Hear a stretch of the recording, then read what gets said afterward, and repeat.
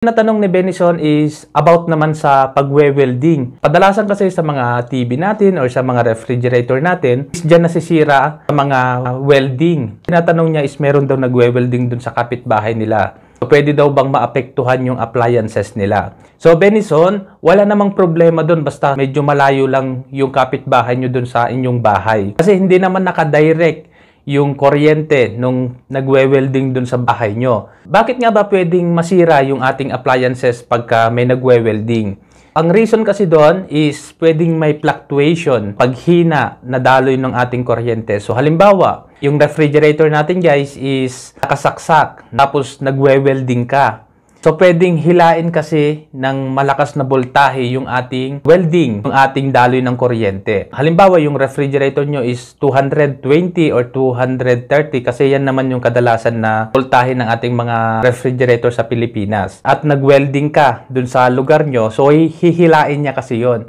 So, mapapansin nyo sa mga ilaw natin, humihina yan. Pagka humina yan, ang mangyayari nun is yung ating refrigerator is may hirapan niyang palamigin. Nagiging 200 or minsan 110 pa nga yan.